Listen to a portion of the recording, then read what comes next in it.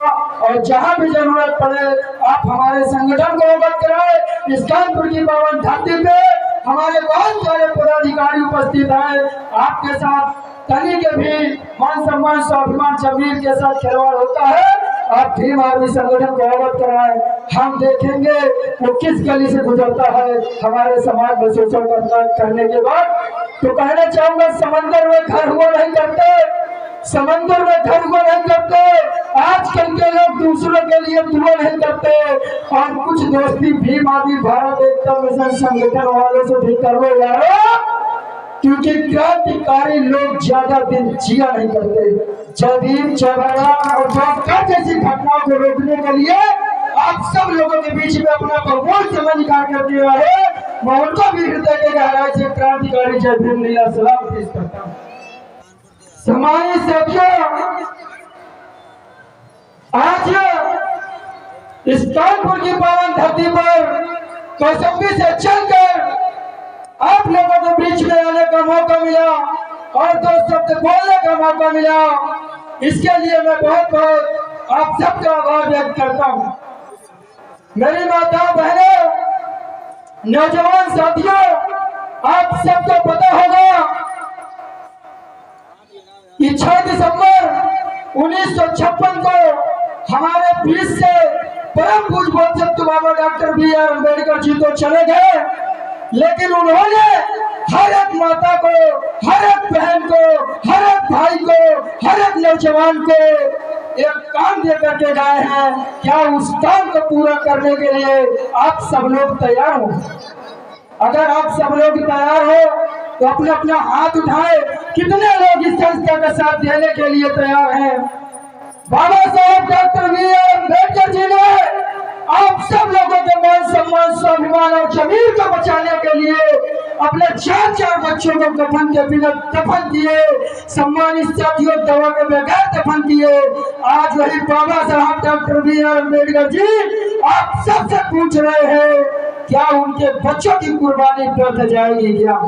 अगर उनके बच्चों की कुर्बानी व्यर्थ जाती है, हम जैसे नौजवानों के रहते, हम जैसे वीरांगना माताओं बहनों के रहते, हम जैसे नौजवान साथियों के रहते, अगर उनकी कुर्बानियां व्यर्थ जाती है तो इस देश में, इस धरती पर रहने का हमारा और आपका कोई अधिकार नहीं है, क्योंकि उन्होंने आप सबके लिए अपना पूरा जीवन संघर्ष किया। सम्मानित बंधुओं, हम किसी के खिलाफ नहीं बोलते, हम किसी धर्म के खिलाफ नहीं, हम किसी विशेष जात के खिलाफ नहीं, हम किसी मजहब के खिलाफ नहीं।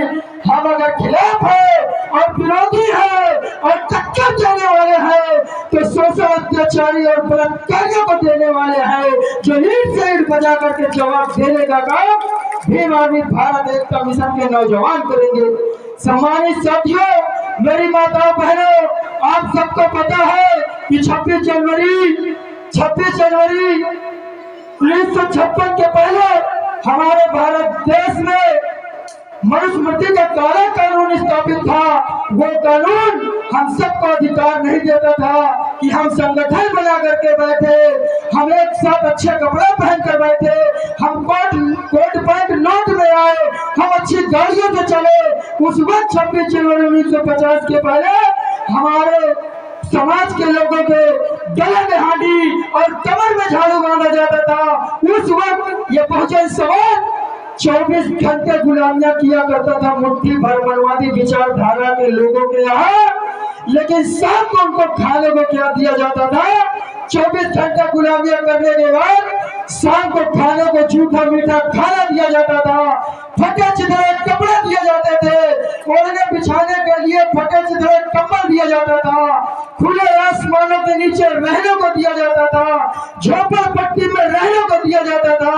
उस समय जानवर तो भरपेट चारा खाकर रात भर क्रिया कर आराम से सोने का काम करता था, लेकिन हम बहुजन समाज के लोग 24 घंटे गुलामियां करने के बाद कभी चैन की नींद नहीं सोए। उनको डर था कि ये मनवादी विचारधारा के लोग रात 12 बजे आवाज लगा देंगे और अचानक नींद लग गई तो ये बुला करके हमको मारेंगे। इस डर के माहौल से ये बहुजन समाज के लोग कभी चैन की नींद नहीं सोए। लेकिन सम्मानित साथियों, ऐसा क्या हुआ कि हम लोगों के अंदर कोट पैंट नोट का अधिकार मिला, संगठन बनाने का अधिकार मिला, व्यवसाय करने का अधिकार मिला, अच्छा से अच्छा खा सकते हैं, अच्छा से अच्छा पी सकते हैं। कभी तालाब का पानी नसीब नहीं था, आज बिस्लरी की बोतल पी रहे हैं।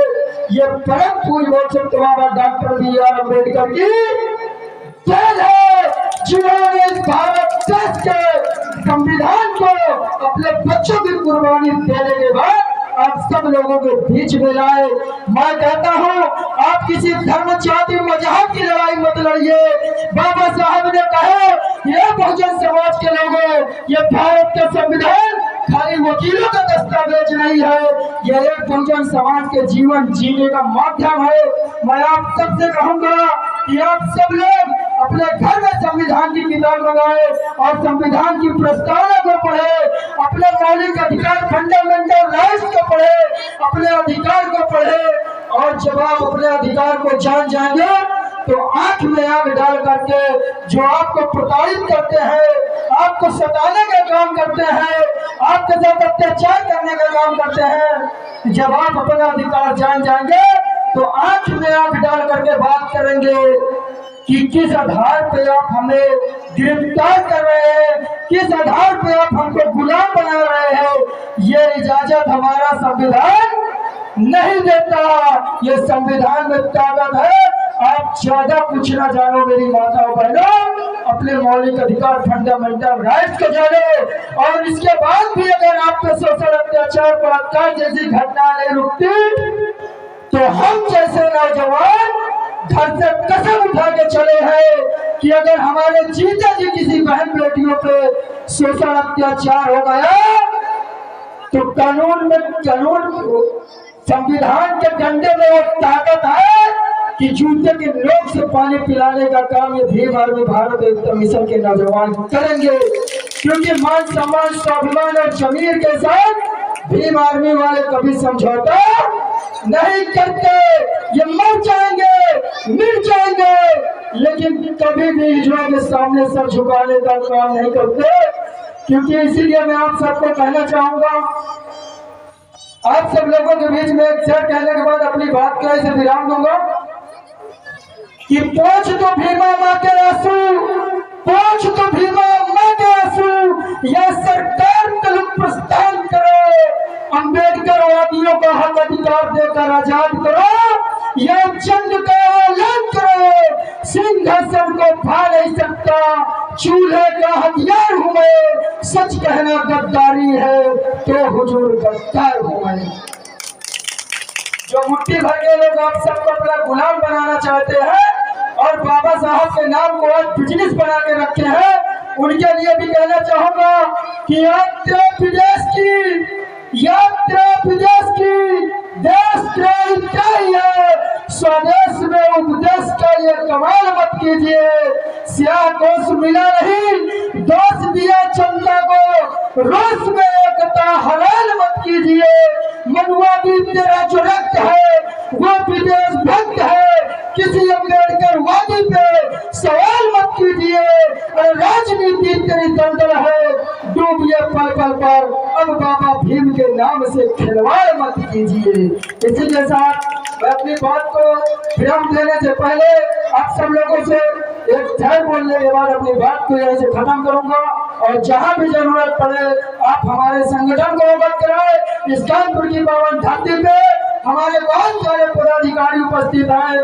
आपके साथ तनी के भी मान सम्मान स्वाभिमान जमीर के साथ खिलवाड़ होता है, आप भीम आर्मी संगठन को अवगत कराएं। हम देखेंगे वो किस गली से गुजरता है हमारे समाज में शोषण करने के बाद। तो कहना चाहूंगा, समंदर में घर हुआ नहीं करते, समंदर में घर हुआ नहीं करते। आजकल के लोग दूसरों के लिए दुआ नहीं करते। और कुछ दोस्ती भीम आर्मी भारत एकता मिशन संगठन वालों से भी कर लो यारो, क्योंकि क्रांतिकारी लोग ज्यादा दिन जिया नहीं करते।